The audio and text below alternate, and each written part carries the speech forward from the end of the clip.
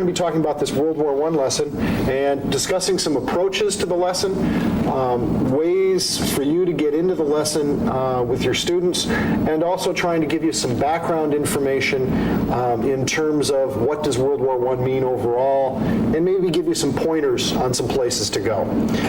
That said, we might as well kick off.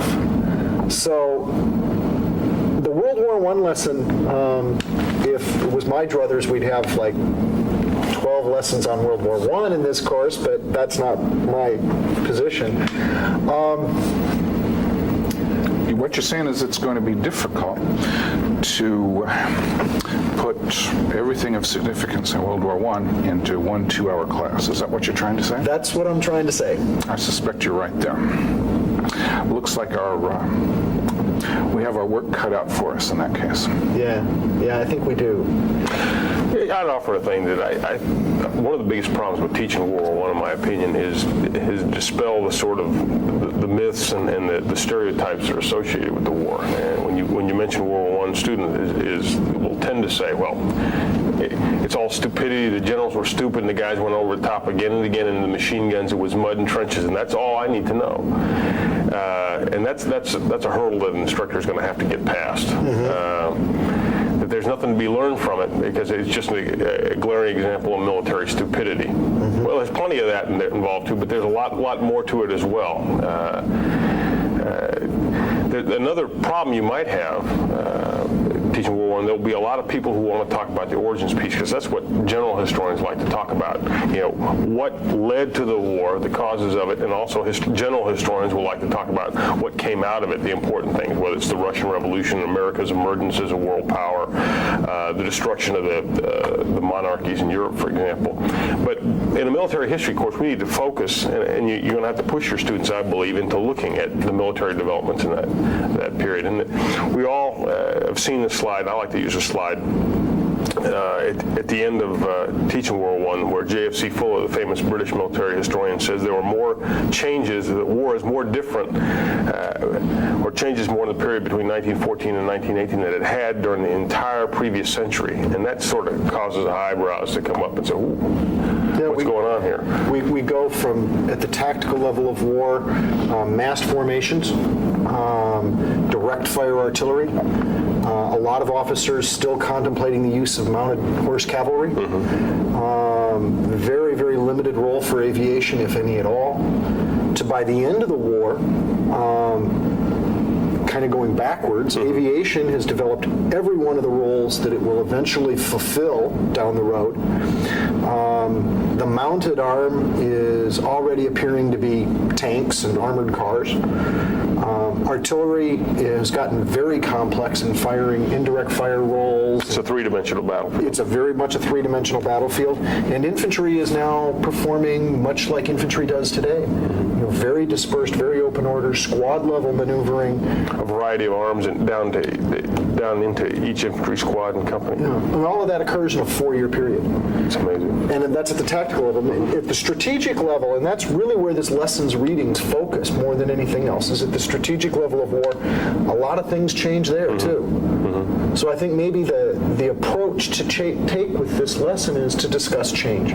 How do armies change? And especially how do armies change in the crucible of a tremendous conflict with the stakes being very high? How do you go about choosing which way to change? One caveat, though, we must keep in mind, and that clearly is that what is obvious to us was not obvious to the commanders and to the national leaders in 1915 and 1916. Before we're too harsh on them, we must keep in mind that we have now a 75-year perspective on this. And it's easy for us to condemn them as being blind, foolish, anachronistic, any number of other terms that we might wish to apply to them. But they were working within the context of how they understood warfare. So let's not judge them too harshly. They probably thought of themselves also as being very well educated. They were. And forward-thinking. And they were. Too. So we're going to have some difficulty attempting to put them into their perspective. Your job as a facilitator is to get your students to talk intelligently about the readings that they've had for this week, and hopefully to link some of the readings from lesson to lesson. We do have a number of very fine readings this week, and I would suggest using them. Usually helps. As opposed to not using it. It usually helps. We do have a piece by Gunther Rotenberg in Makers of Modern Strategy on the Schlieffen Plan. I think you can get a lot of mileage out of that. At the strategic level, we also have part of a essay by Gordon Craig on what happens at the strategic and political level in Germany, France, and England in the first several years of the war, in which we can address the changes in war at the political and strategic level. Our good Sergeant Dr. Broom has provided us with an excellent essay on ground combat in 1916 and how warfare has changed by then. This is a very important essay, and you can use it to demonstrate how warfare has changed on the ground. And we also have 3 pages of Weigely, which I'd like to ask you guys about how to use it. Mm-hmm. And as an umbrella reading for the entire period, we have Larry Addington's overview of the war. Mm-hmm. So, in light of this, I would suggest approaching the lesson chronologically, mm-hmm. opening up in the same manner with the Schlieffen Plan first. Their plans, their vision for Allies and the Central Powers, how they thought the war would go, how combats would go, and then the ugly reality of combat. Mm-hmm. And getting to 1918 and trying to escape the trap of trench warfare. Mm-hmm. Yeah. So that's how I would approach it. Yeah, I think that's a nice link with the last lesson is to open up with, you might want to briefly review what are the causes, but you can't get locked into that. But to say what kind of war did they expect, mm-hmm. and how does the Schlieffen Plan answer the German problem? Why do they need a plan like that? It's the most famous war plan, arguably the most famous war plan in history, and I having the students discuss what is it? Is it a work of genius, as some people consider it to be, or is it something fatally flawed that set Germany up for a catastrophic failure? Describe how it went and then how it eventually broke down. I think are all things that students can spend some worthwhile discussion time on. I would agree. That's the best way to approach it. If there's a weakness in this lesson, it's in the middle part of the war, in the years 16 and 17. Yeah, my essay. It was adapted for this course out of something else, but say it ain't so. Because it's very heavy on the opening piece of the war with the Schlieffen Plan and all of that, and it's pretty good on 1918 and what the war has become and the strategic problems of Germany at that point and the position they're in. But the fascinating piece of the story, in a lot of ways, are all of those attempts. Really in 1916 and 1917 to figure out, okay, we've got this can of worms, and how do we put them back in it? Yeah. For those of us who are thinking about new technologies being introduced today and how they will influence the military of tomorrow, it will probably be instructive to examine how some of these technological wonders of World War I were introduced and the process of how institutions receive these items. Yeah. I think that would be a worthwhile line of inquiry. But one must not only focus on those that are successful, but on those that failed. Yeah, indeed. Yes. You mentioned how to use the Weigely piece in here, and I think it's natural for American Army officers, especially, to say, "Hey, how come this lesson doesn't really deal with the Americans a whole lot?" And I really think that the response to that, and because we've got the 3 pages out of Weigely essentially to talk about World War I. He gives it short shrift. He does give it short shrift, But the pieces of World War I that are most important for American military history is, one, just America entering the world stage as a great power. And second, what we learn about mobilization in this modern age. Yeah. Because the American combat experience is very, very, very brief. Yeah, in effect, we're players, big players on the Western Front, really about the last 3 months of the war, and European sources will tend to downplay it. You'll have students in the class who will say, "Hey, we want to talk about the American experience. We'd like to get into that more." And if you're going to do that, that's going to be up to the instructor to carry it, because there's not much in the lesson that'll let you work with that. A couple things that I think are worth highlighting, the points you make. What is the mobilization experience? What are the problems we have? How do we overcome them? How do we perform on the battlefield? What compromises do we make with our allies? These are all things that are worth talking about. But if you're going to do that, you're going to have to carry it on your own. I think a point worth making is it is, I'd argue, one of the great force, maybe the greatest force projection operation in history up to that point, to move 2 million Americans over to the Western Front by the end of the war. And your students may tend to say, well, yeah, and it's the Americans then that win World War I. I would tend to disagree with that. It's the potential. Yeah, I'd agree with Little Hart's point. Well, the Americans didn't win the war, but they guaranteed the Allies would win the war. No, they guaranteed the Allies wouldn't lose the war. Well, perhaps. That could very well be, too. I think the ultimate conclusion of this war is still in doubt as of the spring of 1918. Summer of 1918. Summer of 1918. Well, maybe we're asking the wrong question. And maybe the right question is one of those reading questions on the second page, which is, where are we at in the evolution of modern warfare? And you can use the American example as a part of answering that question. But clearly, most of the focus is on, most of the readings deal with the other European nations. On the other hand, in the sweep of this course, you're now getting to a period where some of the students will know something beyond what they have read specifically for this course. Many of them have little or no knowledge about 19th century European institutions and warfare, but they've all had something, however unimportant it may have been, focusing on the American aspect of this war in their high school or their college history courses. And I think that's an important point. And you as facilitators should use this. There will be individuals with specialized knowledge about important parts of World War I. And go ahead and take advantage of their knowledge and their experience. I like to have my students see new and different perspectives of not just World War I, but the other lessons too. And I use 2 essays in Studies in Battle Command. I don't know if you can see this, but I ask for volunteers. One each to brief on 2 essays. One on page 87 by Dr. George Gavrich called The Rock of Gallipoli, about Camille Ataturk at the Battle of Gallipoli.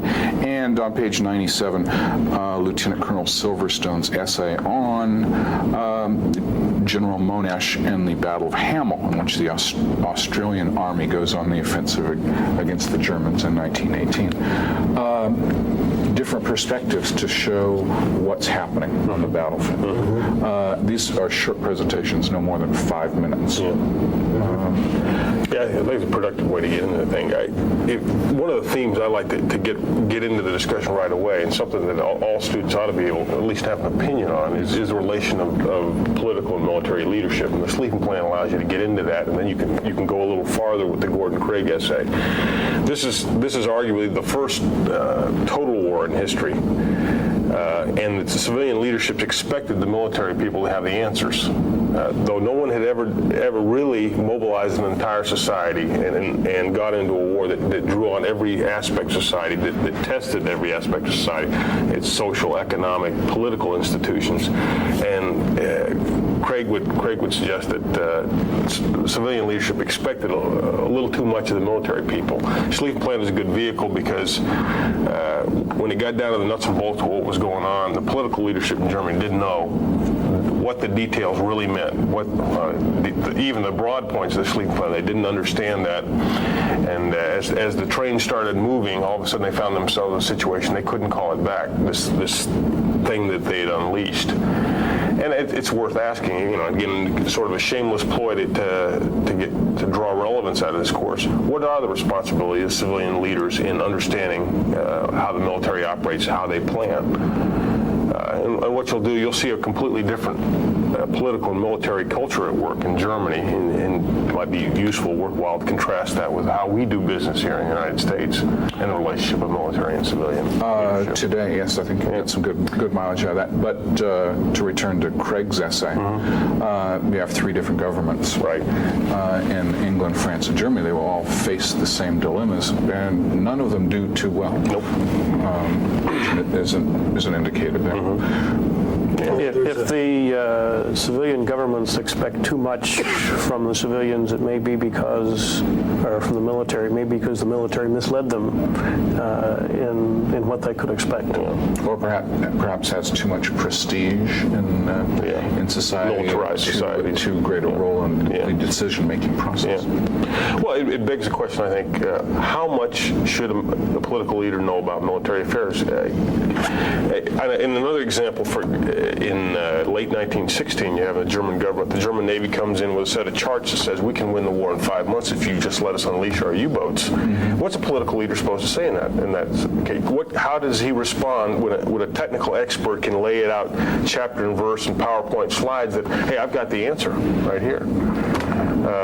In the Craig article, they point out that Clemenceau had a military advisor who could whisper in his ear, hey, boss, I think the generals are giving you a line here. And maybe that's where it gave him which maybe gave him the ability to challenge the generals when it came to making strategic decisions. Perhaps that's why we've become awfully cynical of technical experts here at the end of the century. There's an interesting analogy that you kind of mentioned when you were talking about the Schlieffen Plan and the civilian reaction once that whole process began. And that is that one of the most important books in the early 1960s was Barbara Tuchman's The Guns of August. And that book had a tremendous impact on American political and military thinking at the beginning of the 1960s. Because of the similarities in a lot of ways between the mobilization system that these countries used and intercontinental ballistic missiles. Yeah. But once you order mobilization, you either have to go all the way through with the attack, or you leave yourself naked as you try to stop the mobilization in the middle, because the trains will be all confused, the units won't be in the right place, and you'll essentially be defenseless. And if you launch ICBMs and you decide, oops, we made a mistake, you can't call them back. The only thing you can do is destroy them in midair. And at that point, once again, you're laying there defenseless in front of a still armed enemy. So those analogies had a tremendous impact on the Kennedy administration. And that might be another way to draw out the relevancy of this whole thing. That World War I didn't really end in 1918. There are some things about it that are still shaped our whole century, and if students want to talk about that, you can get into that. In terms of the military aspect, again, you got to come back to what's the problem that the generals face after the war plans fail. What do you do now? Yeah. And this is the test of all military institutions. And Michael Howard's famous essay, whatever doctrine you go into a war with, you're going to find it wanting in some way. It's not going to pass the test in all accounts. So the trick is to develop the mental flexibility, the versatility to, okay, I've seen the test of battle now, here's how I'm going to change. And apparently on the face of it, you've got every major army in the world doesn't pass the test because you have a slaughter that goes on for years afterwards. Yeah. There's some additional CSI readings. There's one listed in the student book, the directed telescope reading by Colonel Gary Griffin. But there's also a number of other related pieces. Sam mentioned Studies in Battle Command. There's also Tim Lupfer's Dynamics of Doctrine. Dynamics of Doctrine. Although it is not 2 5-page essays. It's about 100 pages. 60 pages, thank you. That deal with how the German General Staff approached change already happening on the battlefield. And then there's Jonathan M. House's Combined Arms Toward Combined Arms Warfare. Combined Arms Warfare, which is another CSI publication. Pretty succinct summation of what's going on in the tactical battlefield, and I strongly would recommend that to folks who want to get an overview of what's going on. And of course, if that's too much reading for your students, and it is, it's something that you may go ahead and either parcel out to a couple students or just read yourself to give you the background to facilitate and lead this discussion. And those publications can be had by contacting us here at CSI and asking for them, and we can get them out to you. Not in a whole lot of quantity for nothing, but we can get some out to you to help you out there. So where else do we go here today to try and help these folks out? Well, a couple points I'd like to make about the trench warfare piece again, which is locked in most students' mind. This is what World War I's about. First of all, the war didn't happen exclusively on the Western Front. A point worth making in passing. There's fighting in China between Japanese and Germans in their colonies. There's fighting in East Africa that goes on the entire war. Into 1919, in fact. There's naval fighting off the coast of Chile and the Falkland Islands. There is, of course, U-boat campaigns across the commerce raiding into the Indian Ocean. The British Army is surrounded and surrenders in Baghdad. Or near Baghdad, yeah. It is a world war, but coming back to the Western Front, it's more than guys failing to run into barbed wire and getting shot down by machine guns. As early as 1915, armies are starting to figure out the first part of the problem. That is, there's a three-part problem. Some authors would say it's not only do you have to break into the enemy trench system, which is going to be deep by the end of the war, very sophisticated, you've got to break through the trench system and break out of the trench system. And I said as early as 1915, they'd figured out the first part of that. In most. As 16 and 17 come along, they're figuring out the second part of it, but it's not until 1918 that people have figured out really the third part. How do you break into, break through, and then break out of a trench system out into enemy's rear area? And even then, exploiting the successes you have is something that eludes them. Is going to wait for them. How do you exploit in World War I? Mm-hmm. You don't have the technological capability. If you think about the problem as one of movement, the problems of the attacker become real apparent as you look at World War I. First, you've got the area of your own trenches pounded by the artillery for a couple of years, so it's a mess. Then you've got no man's land full of craters and leftover gas and barbed wire and all kinds of fun things. Not the best place in the world to move across. You've got the enemy's trench system. It's not a single trench, it's a system. It's a system of at least 3 layers. Which may be as much as 2 to 3 kilometers deep. Well, greater. So we're not talking more. And that area as well is chewed up. You as the attacker have to cross no man's land, cross the enemy's trench system, and then try to break out through all of this difficult country. And the only way you can do that basically is on foot. The enemy, meanwhile, moving reserves to block you, is moving behind his trench system in virgin territory where he's got a road and railroad network so he can move by rail and by truck.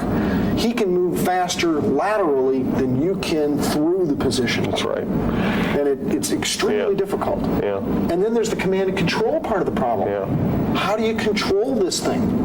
I draw it Wire in the attack? I draw it to the students. If you're a brigade commander at a battle, say like the Somme, and you see the first wave go over the top and then disappear over the reverse slope of it, how do you make the decision to send the follow-on? Do you send the second wave and third wave?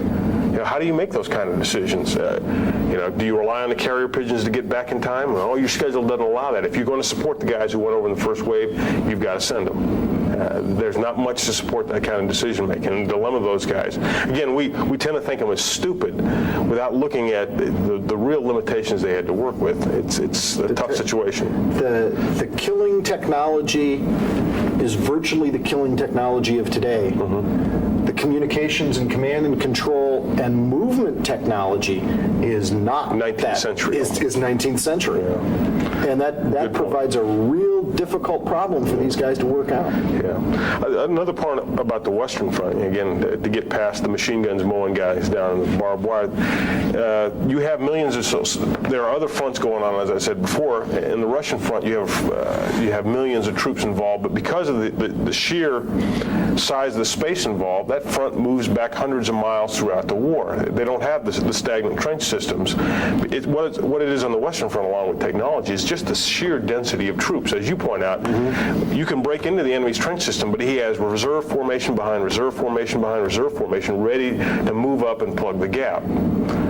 That's the other piece. The world has never seen armies that size thrown together from the English Channel down to the Swiss border. We didn't even, repeat those numbers in World War II on the Western Front. Didn't really approach them. The British and French and Americans are pushing, 200 divisions combined by the end of the war on the Western Front. And, in World War II, if I remember right, between the British and Americans, there's like 80 and 90. 80 and 90 total. So the density of forces is another amazing. significant factor. Right. Well, we also have to keep these various fronts in perspective. The reason we talk so much about the Western Front is because it's pertinent to the specific objectives of our course.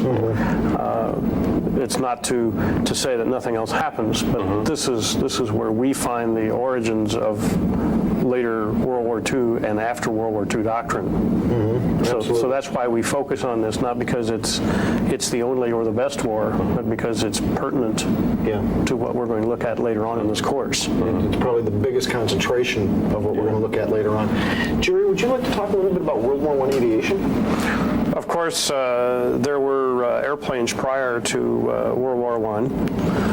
We all know the story of the Wright brothers, and for a decade there have been air forces of a sort being developed, some of them more vigorously than others. But it was certainly the war itself that gave the impetus to a lot of experimentation and development of the aircraft as an integral weapon of war.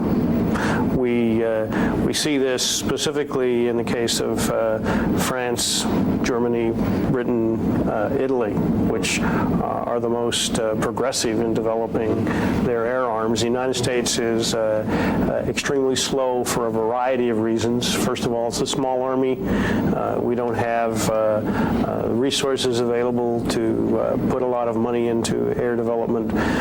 Even in the expedition down on the Mexican border in 1916, it's almost a pathetic use of the American airplane. On the other hand, there are some very progressive, forward-looking people in all countries who make claims, sometimes claims that cannot be lived up to by the level of technology at that time, but that provides a cutting edge. And it does, in fact, bode well for the future of aviation, because as stated earlier in our session here, everything that you will see in World War II in aviation is available in some nascent form during World War I, beginning with observation and scouting, bombing, strategic bombing, interdiction, close air support, and of course air-to-air combat. All of that is available. Well, there's even limited attempts at some aerial resupply And Anti-submarine warfare. Anti-submarine warfare using aircraft. And by 1918, this arm has been transformed from a very, very primitive weapon into something that is quite sophisticated. Obviously, what will happen later on is tremendous advances in technology. Power plants will improve, airframes will become stronger, heavier, ranges and altitudes will grow, but basically all the missions that we will see later are being developed. And surprisingly enough, some of the people doing experimentations are people who later on will not have such a major role. The Italians are very progressive in their aviation industry. The Russians are doing a lot of innovative kind of things, even though they have very limited resources. And once again, because of a few specific individuals who have made a significant mark on the future of military aviation, we tend to look at the Western Front. But that's not the only place that military aviation is developing at this time. I find it significant that on the Italian front, as you mentioned, that some Austrian German bombing of Italian cities and the Zeppelins appearing over London caused in both places some brief panic that let the exponents of air power later on say, hey, here's the key toward winning a war like this, is go over the trenches and crack civilian morale. You'll talk about that in the next lesson about in the end of the war. All of the big names in World War II military aviation will appear on the scene in 1917, 1918. Douay is beginning to formulate his ideas, which he will write down later on. The question is whether they appear to be court-martialed or not. Well, they have their problems. But, but guys like Trenchard and Harris, all of these guys are getting their baptism of aviation fire, as it were. And perhaps building their empires. And perhaps beginning to build empires. And Mitchell, of course, although he's not a major player, he is much larger in retrospect than he was at the time, is certainly gathering up his little bag of tricks, which he will then come home and unleash. He's a showman even during World War I, and he will continue that trait later on. So all of these guys we will see later in the interwar period and in World War II are all learning something about their trade, especially in 1917, 1918. How about the war at sea? Can we recommend perhaps having a student volunteer to brief on some aspect of the war at sea? Yeah, I would think so. There are two pretty critical aspects of the war at sea that folks could look at. The first one is the patently obvious submarine war. Yeah, and again, they have the admirals have the same problem generals have. They had all anticipated a war where big fleets with big guns, battleships duke it out in a line of battle, and that happens one time indecisively. Sort of. Yeah, indecisively. The real key to the war at sea is the new weapons on the scene: the torpedo boats, the submarines, the mines. The sea control kind of thing. But there's the submarine piece, or the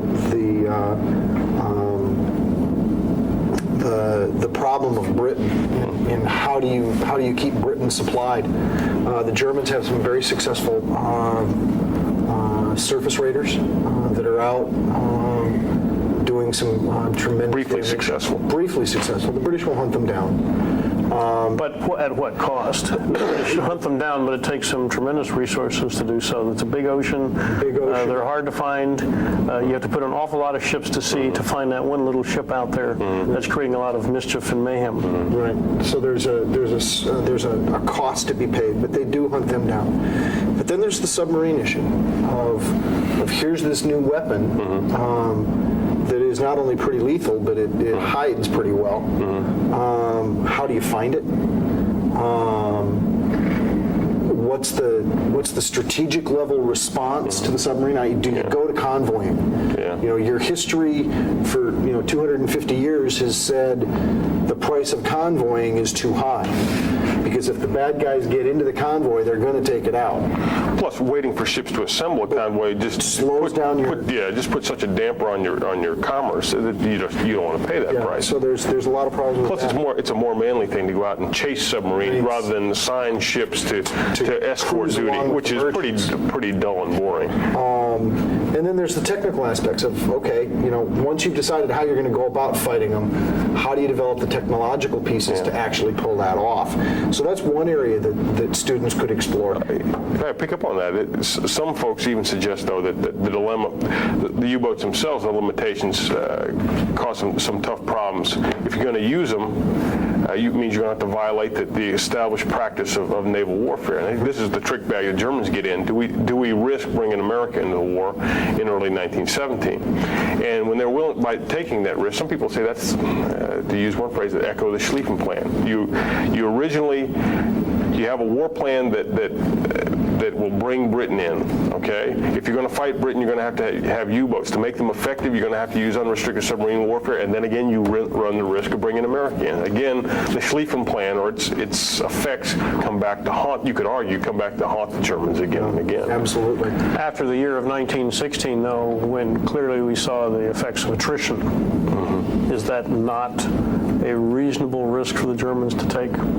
If they can take Britain out in time. If the Admiral's predictions are And in fact, other than the movement of manpower, which you've already referred to earlier, the United States has a great many problems with its industrial mobilization, and it's possible to argue that the Germans take a reasonable risk. Like any risk, sometimes it fails. Well, I'm not sure I'm going to condemn. If I'm the German General Staff and I'm looking at the American Army in late 1916, I'm looking at an army that had a hard time putting an understrength division on the Mexican border. And I'm saying, wait, I got 200 divisions on the Western Front and 1 million men in the East. I'm not sure that I can worry too much about these guys. This does sound like a pretty I think it's risk. I think it's a reasonable risk that the Germans take. well, not only that, but they come fairly close to causing Britain. Britain's within 5 weeks of starvation. Yeah, and there are 5 weeks of supplies left. We talked about the American contribution to the war, and the psychological aspect of the American potential begins to play in 1918. But America may very well have contributed one of the most significant decisions to winning World War I in 1917, when the British ask for American naval help in the North Sea, and the Americans say, we'll be happy to give you help, but we're going to start convoying. And that was the Americans' immediate reaction to the war situation. Admiral Sims in London said, this single ship sailing stuff, isn't working. We have to go to convoying. And it was his pressure and the pressure of the American government that convinced the British to do it. Well, Lloyd George deserves some credit there. Yeah, Lloyd George, but it was when the American Navy came in and really weighed in with the Royal Navy that the Royal Navy folded. Well, and our Navy by its very nature was more prepared to go to war than the Army was. Yes. Since we have always relied up until this time on our Navy as our first line of defense. The Navy was much closer to mobilization status. And therefore we could put Except they had the wrong kind of ships. Well, but so did the Brits and everybody else. But the thing is, we were more ready to go to war at sea than we were to go to war on land. Well, one thing, let me finish up the sea warfare piece. The second different aspect for folks to look at is the impact of the Royal Navy that doesn't fight the battle it is dreamed of. Jutland is just almost a few opening rounds, and it's not a real fleet-to-fleet full-up action. They get rid of Haig. They're structured for this grand climactic battle. They never pull it off. But what is the role of the Royal Navy in the First World War? If you buy little heart, it's decisive. Absolutely, because what it does is it enforces the blockade on Germany. And in the end, it's the blockade in Germany that brings the whole house of cards down. You can argue that. Yeah, that's an argument. That would tie to something I think you need to talk about. Looking at Sergeant Broom's article about 1916. By 1916, it's pretty clear you're not going to win achieving decisive results. A neat Napoleonic battlefield result that'll lead to a quick victory. That's not going to happen. No, it's not going to happen. So how do you win a war like that? One solution, the German solution at Verdun is, if this is going to be a war of attrition, we'll fight attrition battles that'll lead to taking selected enemies out of the war. You could criticize the Germans, Falkenhayn, the guy who dreams it up. You can criticize, look, what a butcher is. On the other hand, you can argue this is the guy who first sees clearly what kind of war you're in. It's a war where you have to bleed the enemy to death because you're mobilizing entire societies. Single battles aren't going to get it. We're going to have to come up with a strategy that allows us to take out armies. Annihilation ain't going to work. To follow Weigley's, if you buy that annihilation versus attrition, we're going to have to accept attrition. And what's the best way to fight attrition war? Comes back to the Royal Navy said, yeah, we know how to fight an attrition war. We'll starve them out. Falkenhayn says we're going to kill enough of them, in this case Frenchmen, that they'll have to give up. Right.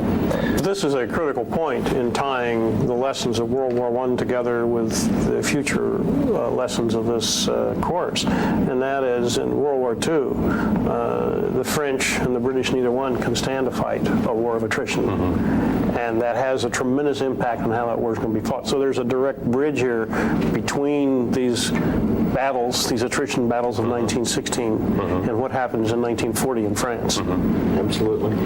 Another issue that you can pull out of my article in there is the role of coalition warfare.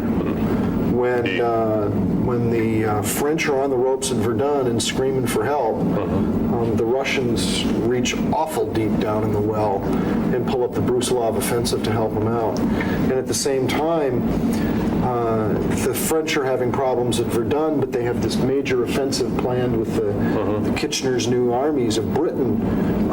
And what's the relationship going to be between those two events, and how does that set of stuff interact? Not quite as much on the coalition effort between the Germans and the Austrians, but you can probably dig into that a little bit. Well, I think the coalition issue is one that you can make a lot of mileage of. In your article and also the Craig article, what do coalitions give you? On the positive side, Numbers. Well, they give you help when you're in dire straits, and I think it's significant. The first major power to go out of the war is Russia in 1917. They're the one major power that doesn't have somebody that can come to their rescue. If it's France, you can have the British attacking at the Somme. If you're the Austrians, you can have the Germans bailing you out again and again. But Russia doesn't have that help, and significantly, they're the first guys that get knocked out of the war. On the downside, coalition partners can really put a corset on your strategic options. One example is the Russians going on the offensive in 1914 long before they're fully mobilized and ready to go. And one of the outcomes of that possibly is the fiasco at Tannenberg.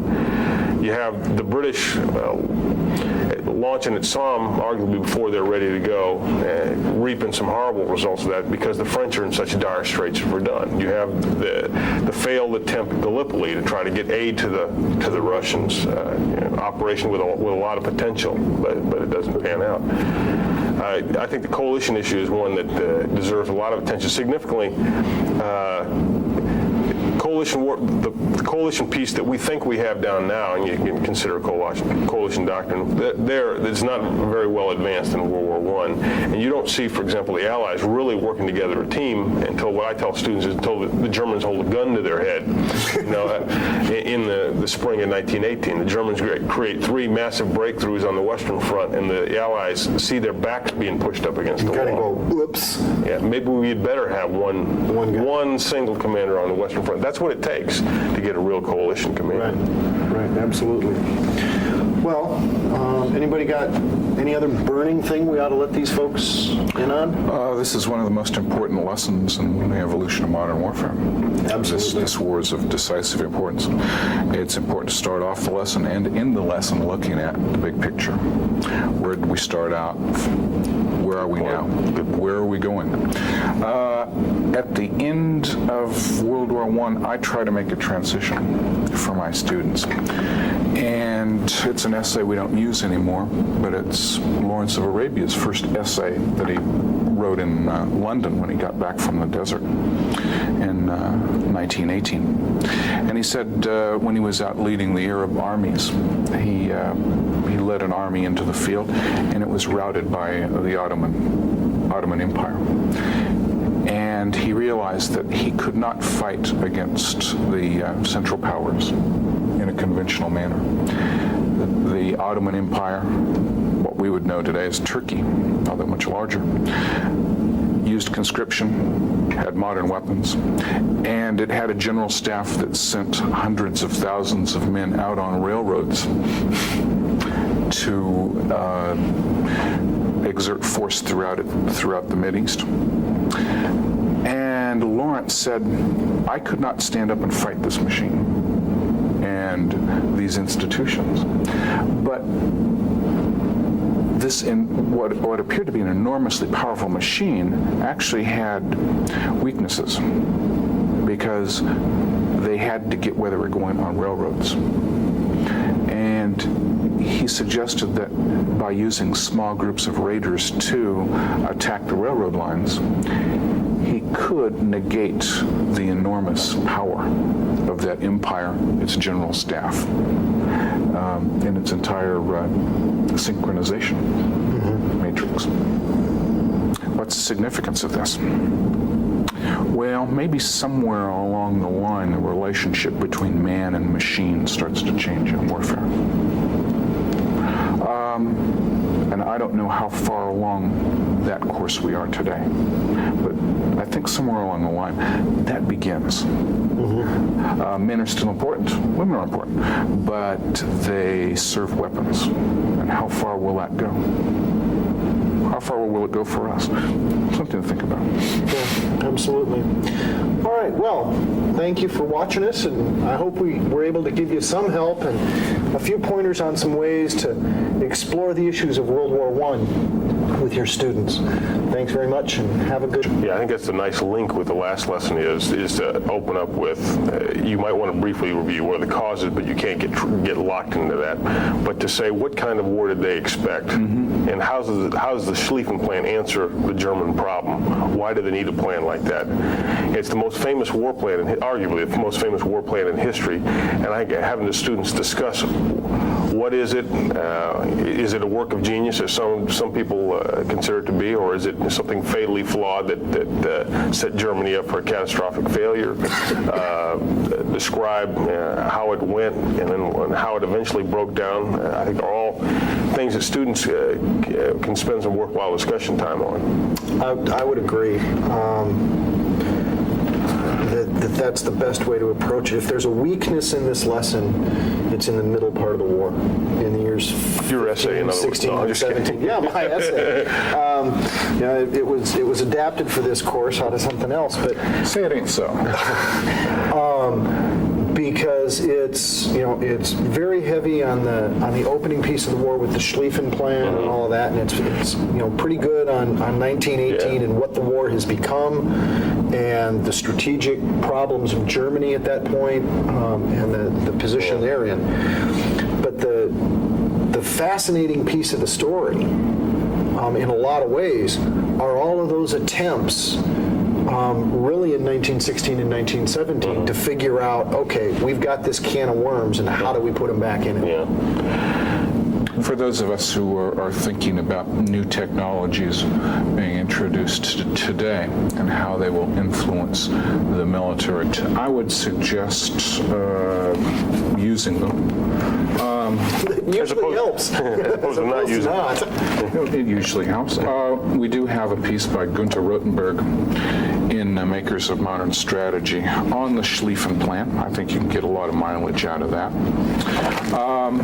At the strategic level, we also have part of a essay by Gordon Craig on what happens at the strategic and political level in Germany, France, and England in the first several years of the war, in which we can address the changes in war at the political and strategic level. Our good Sergeant Dr. Broom has provided us with an excellent essay on ground combat in 1916 and how warfare has changed by then. This is a very important essay, and you can use it to demonstrate how warfare has changed on the ground.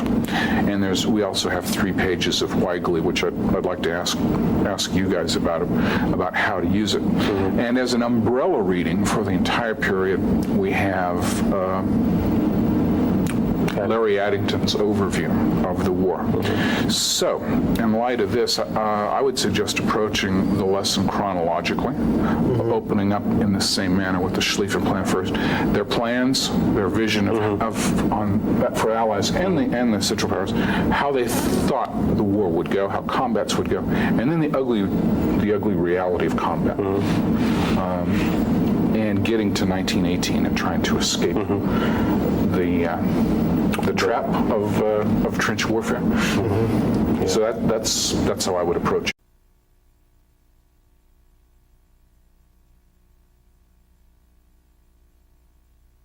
We're going to be talking about this World War I lesson and discussing some approaches to the lesson, ways for you to get into the lesson with your students, and also trying to give you some background information in terms of what does World War I mean overall, and maybe give you some pointers on some places to go. That said, we might as well kick off. So, the World War I lesson, if it was my druthers, we'd have like 12 lessons on World War I in this course, but that's not my position. What you're saying is it's going to be difficult to put everything of significance in World War I into 1 2-hour class. Is that what you're trying to say? That's what I'm trying to say. I suspect you're right there. Looks like we have our work cut out for us in that case. Yeah, I think we do. I'd offer a thing that one of the biggest problems with teaching World War I, in my opinion, is dispel the sort of the myths and the stereotypes that are associated with the war. And when you mention World War I, students will tend to say, well, it's all stupidity. The generals were stupid, and the guys went over the top again and again, and the machine guns, it was mud and trenches, and that's all I need to know. And that's a hurdle that an instructor is going to have to get past. That there's nothing to be learned from it because it's just a glaring example of military stupidity. Well, there's plenty of that involved too, but there's a lot more to it as well. Another problem you might have teaching World War I, there'll be a lot of people who want to talk about the origins piece because that's what general historians like to talk about. What led to the war, the causes of it, and also general historians will like to talk about what came out of it, the important things, whether it's the Russian Revolution, America's emergence as a world power, the destruction of the monarchies in Europe, for example. But in a military history course, we need to focus, and you're going to have to push your students, I believe, into looking at the military developments in that period. And we all have seen this slide. I like to use a slide at the end of teaching World War I, where J.F.C. Fuller, the famous British military historian, says there were more changes, that war is more different, or changes more in the period between 1914 and 1918 than it had during the entire previous century. And that sort of causes eyebrows to come up and say, ooh, what's going on here? We go from, at the tactical level of war, massed formations, direct fire artillery, a lot of officers still contemplating the use of mounted horse cavalry, very, very limited role for aviation, if any at all, to by the end of the war, kind of going backwards, aviation has developed every one of the roles that it will eventually fulfill down the road. The mounted arm is already appearing to be tanks and armored cars. Artillery has gotten very complex in firing indirect fire roles. It's a three-dimensional battlefield. It's very much a three-dimensional battlefield. And infantry is now performing much like infantry does today. Very dispersed, very open order, squad-level maneuvering. A variety of arms and down into each infantry squad and company. And all of that occurs in a 4-year period. It's amazing. And that's at the tactical level. At the strategic level, and that's really where this lessons readings focus more than anything else, is at the strategic level of war. A lot of things change there, too. So I think maybe the approach to take with this lesson is to discuss change. How do armies change? And especially how do armies change in the crucible of a tremendous conflict with the stakes being very high? And how do you go about choosing which way to change? One caveat, though, we must keep in mind, and that clearly is that what is obvious to us was not obvious to the commanders and to the national leaders in 1915 and 1916. Before we're too harsh on them, we must keep in mind that we have now a 75-year perspective on this. And it's easy for us to condemn them as to being blind, foolish, anachronistic, any number of other terms that we might wish to apply to them. But they were working within the context of how they understood warfare. So let's not judge them too harshly. They probably thought of themselves also as being very well educated. They were. And forward-thinking. And they were. Too. So we're going to have some difficulty attempting to put them into their perspective.